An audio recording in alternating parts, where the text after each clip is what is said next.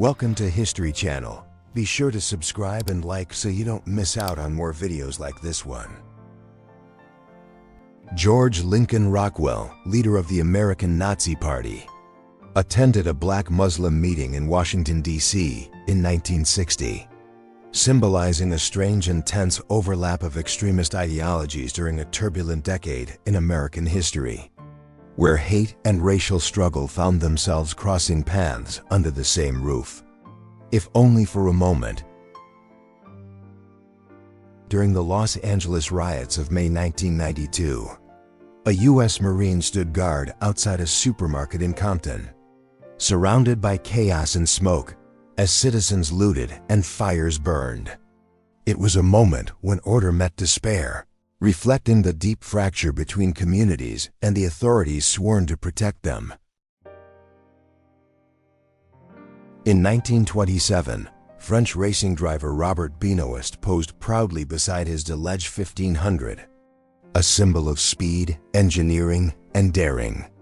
His calm composure contrasted the roaring danger of the track, embodying an era when motorsport was as much about courage as it was about machines. This 1928 mugshot of Fay Watson shows a young woman fined 10 pounds for cocaine possession, part of Sydney's Roaring Twenties archive of female offenders. Her calm gaze defied shame, capturing a brief glimpse into a decade when freedom, fashion, and vice danced hand in hand beneath the city's nightlife. Pancho Villa and Emiliano Zapata stood together at Mexico City's National Palace in December 1914, uniting two revolutionary forces against a corrupt regime. Their handshake symbolized a fleeting moment of solidarity before power struggles divided them, forever immortalized as heroes and legends of Mexico's turbulent revolution. In Sarajevo, 1941, a Muslim woman gently covered the yellow star of her Jewish neighbor with her veil, risking her own safety. In a world consumed by hatred, that single act of compassion became a timeless symbol of humanity defying cruelty, even in the darkest years of war. A Romanian soldier raised a victory sign in 1989 after removing the communist insignia from his cap. It was a gesture of liberation and pride, marking the fall of a dictatorship that had silenced millions. For that brief moment, hope stood taller than fear, and freedom felt possible again. A young student protester flashed the V sign before a line of Chinese soldiers in Tiananmen Square on June 1, 1989. Behind the simple gesture lay courage, defiance, and tragedy. Within days, the same square would fall silent under the weight of tanks and unspoken grief. In 1996, Las Vegas police surrounded boxer Mike Tyson moments after he bit Evander Holyfield's ear in the ring. Shock rippled through the sports world as chaos replaced glory. What began as a championship match ended as one of boxing's most infamous nights in modern memory. The Undertaker peered down from above as medical staff rushed to Mankind, who had just fallen 16 feet through the Hell in a Cell structure in June 1998. What was meant as entertainment became real horror, blurring the line between scripted spectacle and human endurance. Captured German soldiers marched through Moscow in July 1944 in what was called the Parade of the Defeated. The streets echoed with silence and humiliation, as thousands of prisoners walked beneath the eyes of their conquerors, marking a symbolic reversal of power in the heart of war-torn Europe. In September 1914, a French boy approached Indian soldiers newly arrived in Marseille to fight alongside the Allies. His innocent curiosity bridged worlds apart, capturing a rare moment of warmth amid the early days of a global war that would soon consume millions of lives. On September 7, 1945, Soviet IS-3 heavy tanks rolled through Berlin's victory parade, revealing their power to the world for the first time. Sleek, angular, and imposing, they marked a new era of post-war might, a silent message of strength from a nation emerging from immense sacrifice. 17-year-old Maria Ginesta stood on a Barcelona rooftop in 1937, rifle in hand and hope in her eyes. She embodied the youthful spirit of the Spanish Civil War, a symbol of resistance, courage, and tragedy in a conflict that tore a nation apart before her dreams could take root. A teenage Bosnian fighter paused for a cigarette near Guka Gora in 1993, his eyes distant after a firefight. The smoke curled around him like the fog of war itself, capturing the loss of innocence and exhaustion of a generation thrust into a brutal, senseless conflict. On the first day of school in Beslan, September 2004, classmates posed for a photo that would later haunt the world. None of the children survived the terrorist siege that followed. Their smiling faces became a devastating reminder of innocence stolen by violence and fear.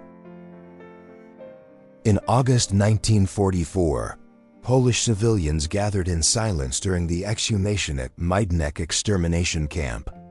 The earth gave up its dead, and grief filled the air. Faces once numb with occupation now reflected disbelief at the scale of horror unearthed from their own soil. In 1973 Shanghai, women workers carefully bound printed materials in a busy factory. Their steady hands moved with precision, part of a vast industrial machine driving China's modernization. The scene reflected the discipline and quiet strength that defined a generation of workers reshaping their country's future. Jiang Zuliang, once China's last great warlord, sat with his wife in Hawaii in the 1990s, frail but dignified. Decades earlier, he had kidnapped Chiang Kai-shek to force unity against Japan. For that act, he spent over 50 years imprisoned, dying at 100, a man both punished and remembered. On June 22, 1941, German Foreign Minister Joachim von Ribbentrop read the declaration of war against the Soviet Union. It marked the start of Operation Barbarossa, the largest invasion in history. As words became war, millions would soon be swept into a conflict of unimaginable scale and suffering. In the 1980s, a Soviet convoy rolled through Afghanistan as soldiers waved from a BTR to two children on a donkey. The brief exchange smiles amid destruction captured the strange duality of war, where humanity flickered between occupation and survival, even on dusty, hostile roads. In 1983, U.S. President Ronald Reagan met Afghan mujahideen in the Oval Office, calling them freedom fighters. The photograph symbolized Cold War alliances built on mutual enemies, alliances that would later cast long shadows across global politics and redefine the balance between support and consequence. On June 26, 1971, Philippe Petit walked a tightrope across the towers of Notre Dame, high above Paris. He balanced with grace and defiance. The act blended art and danger, transforming fear into beauty as the crowd below held its breath in awe and disbelief. In 1963, workers climbed across the vast frame of the Arecibo telescope to install its massive reflector panels. Each movement was precise, each risk immense. The project, hidden deep in Puerto Rico's hills, would soon become one of humanity's greatest tools for exploring the universe. On August 5, 1948, the Royal Inniskilling Fusiliers arrived in Singapore at the dawn of the Malayan insurgency. Their disciplined march marked the beginning of a long and complex campaign against communist guerrillas in the tropics. a shadow war fought in jungles far from home. In Moscow, 1990, a biker gang roared through underground tunnels late at night, beer in hand and rebellion in spirit. It was a chaotic reflection of post-Soviet freedom, lawless, raw, and thrilling, where young Russians tested the limits of their newfound independence beneath the sleeping city. Crowds lined the streets of London on September 6, 1997, as Princess Diana's funeral procession passed by. Silence hung heavy as millions mourned the people's princess, whose compassion had transcended royalty. Her final journey became one of the most emotional moments in modern British history. In March 1949, tourists stood before a wingless Japanese plane near Canton, a relic of recent war. The silent shell of the aircraft symbolized a fallen empire, its defeated wings resting as witnesses to the cost of ambition and the fragile peace that followed. On March 1, 1923, the U.S. fleet waited patiently to cross the Panama Canal, engines idle beneath tropical skies. The scene captured American naval might and logistical mastery, as steel giants prepared to move between oceans, bridging two worlds through human engineering and ambition. In the 1990s, a Ghanaian soldier stood guard at Monrovia's port as part of the Icamog peacekeeping force. His stance was calm but weary, representing the hope of regional unity amid Liberia's chaos. Through dust and danger, his presence spoke of courage and uncertain peace. In Vienna during the 1970s, road construction turned daily travel into chaos. Commuters faced endless delays and dust as modernization reshaped the city's old streets. It was a time of progress mixed with frustration, when patience became as essential as fuel for anyone trying to move through the capital. In 1974, protesters filled the streets of Lisbon during the Carnation Revolution. Soldiers and civilians marched together, holding red carnations in their rifles instead of bullets. Without bloodshed, Portugal's long dictatorship fell, and democracy was reborn in one of Europe's most peaceful revolutions of the century. In December 1991, Croatian soldiers gathered around burning Yugoslav flags as war consumed their homeland. The flames symbolized both independence and loss, marking the collapse of a nation once united by ideology but divided by identity. The smoke rose over a region that would not heal for years. In 1933, Blanche Barrow, wife of Buck Barrow and member of the infamous Barrow Gang, was captured by police. Exhausted and wounded, she faced the end of her life on the run with Bonnie and Clyde. Her arrest marked another step toward the fall of the Depression-era outlaws. In 1906, American racer Fred Marriott posed beside the Stanley rocket at Ormond Beach, Florida. Built for speed and powered by steam, it broke land speed records and captured the imagination of a world fascinated by machines. The sleek car became a symbol of early 20th century innovation and danger. In 1942, a New Zealand coast watcher stood alone in the remote Auckland Islands, scanning the sea for enemy ships. Cut off from civilization, these watchers were the silent eyes of the Pacific War, enduring isolation and storms to provide vital intelligence that protected Allied forces from unseen threats. In 1972, one of the Palestinian gunmen involved in the Munich Olympic massacre stood on a balcony, surrounded by chaos and cameras. 11 Israeli athletes were already dead. The image captured the chilling collision of politics and sport, forever marking the Games as a moment of terror and sorrow. Around 1890, Welsh strongwoman Miriam Kate Williams, known as Valcana, posed proudly in her show attire.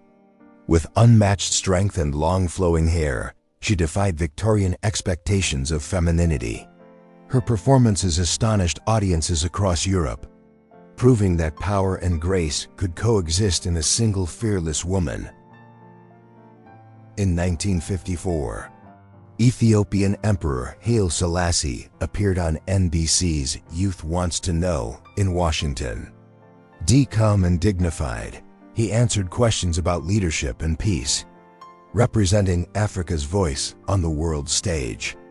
His presence highlighted the growing role of non-Western nations in post-war international dialogue. By 1979, New York City streets were covered in grime and graffiti, reflecting a decade of urban decline. Crime rates soared and public confidence fell. Yet beneath the decay, art and rebellion flourished, as the city's rough edges gave rise to one of the most creative eras in its history. In 1945, the royal family of Iran, led by Shah Mohammad Reza Pahlavi, posed for an official portrait. The young monarch stood at the height of his early reign, embodying both the promise of modernization and the shadow of political unrest that would later shape Iran's turbulent path. In 1914, the kings of Norway, Sweden, and Denmark met in Malmö to declare neutrality at the outbreak of World War I. Their unity preserved peace in Scandinavia while Europe descended into chaos, proving that diplomacy could triumph where armies could not, at least for a time. At Kleinscheidegg Station in the Bernese Oberland in 1971, trains rested beneath the shadow of the Eiger. Tourists admired the snow-covered peaks while workers managed the rails with precision. It was a serene meeting point between nature's grandeur and the steady rhythm of Swiss engineering. On September 5, 1975, Lynette Squeaky Fromm, a member of the Manson family, aimed a pistol at President Gerald Ford in Sacramento. The gun jammed, and she was subdued instantly.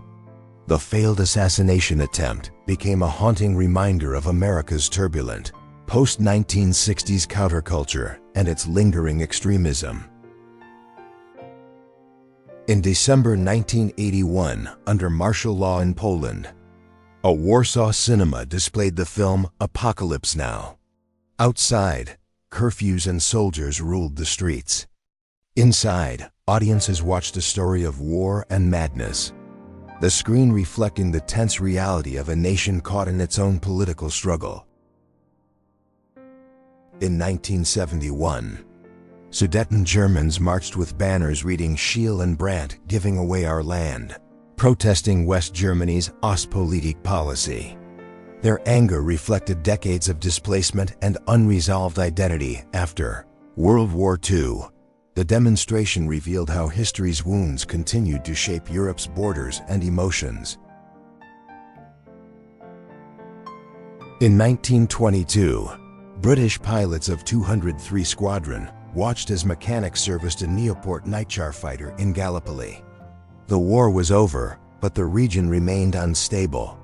The scene captured the quiet professionalism of an Air Force maintaining order in the twilight of the British Empire's global reach. The USS Shenandoah's control gondola in 1923 showed Commander McCrary at the helm, focused amid a maze of instruments. The rigid airship represented America's ambition to master flight beyond airplanes. Its later tragic crash would end that dream. But this moment preserved the optimism of early aviation pioneers. Around 1990, students from the Tomsk Military Medical Institute trained in Siberia's frozen fields. Dressed in heavy uniforms, they learned to treat wounds in harsh conditions, preparing for the realities of military medicine. Their discipline reflected the Soviet emphasis on readiness and endurance, even as the system neared its end. In 1972 Marseille, street painters worked amid heavy traffic, turning sidewalks into open-air galleries. Cars roared past as colors bloomed on canvas and stone. The fusion of art and everyday life gave the old port city a pulse of energy, celebrating creativity in the midst of urban chaos.